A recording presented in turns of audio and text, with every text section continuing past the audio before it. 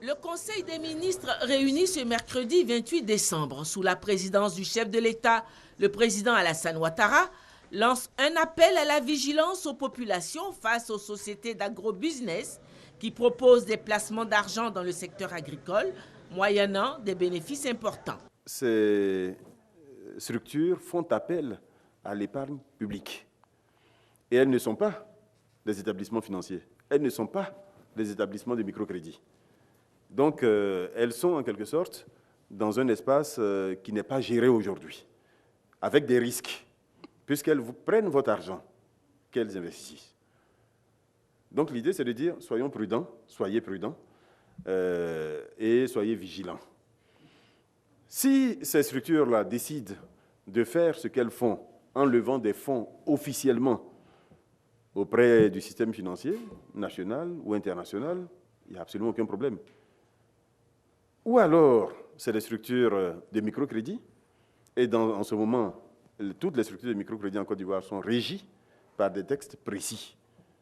Et en ce moment, on pourra savoir ce qu'elles font, comment elles utilisent l'argent des souscripteurs, etc. Mais aujourd'hui, comme je dis, il y a une absence de visibilité sur les risques que ces structures-là font prendre aux populations. Et c'est pour ça que nous appelons à la vigilance. Une mise en garde du gouvernement qui arrive après une longue période d'activité de ces entreprises d'agrobusiness.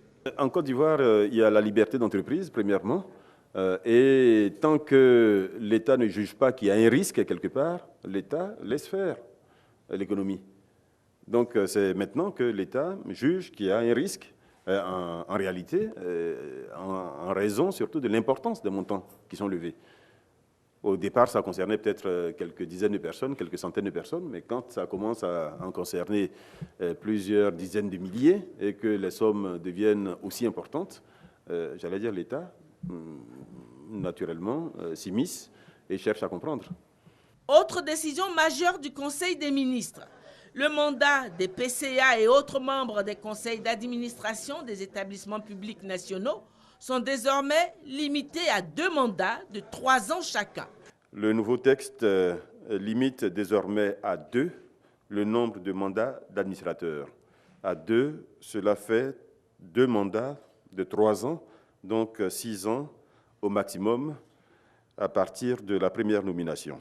L'ENA, l'École nationale d'administration, va connaître des innovations dans son organisation et son fonctionnement. Dans cette veine, la limite d'âge pour postuler au concours d'entrée va être avancée. Je crois que la limite précédente était de 35 ans. Cette limite est portée désormais à 40 ans. L'âge de la retraite en Côte d'Ivoire est passé de 55 ans à 60 ans pour tous les agents jusqu'au grade A7.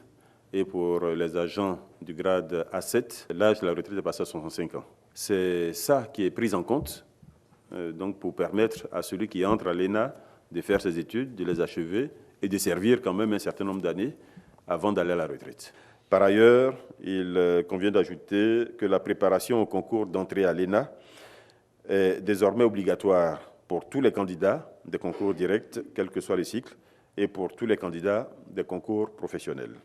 Le Conseil a donné son accord pour le démarrage bientôt des travaux de construction du projet pharaonique de la Bibliothèque de la Renaissance africaine qui va doter la Côte d'Ivoire d'un haut lieu du savoir. Cette bibliothèque sera réalisée sur le site actuel de la Direction des examens et concours, de la DECO, dans le cadre d'un partenariat public-privé.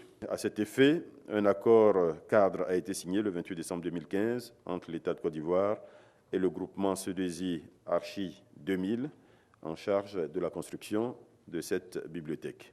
C'était le dernier Conseil des ministres de l'année 2016, marqué par une intense activité gouvernementale, mais pas de répit pour les ministres. Le premier Conseil des ministres de l'année 2017 se tiendra dès la semaine prochaine.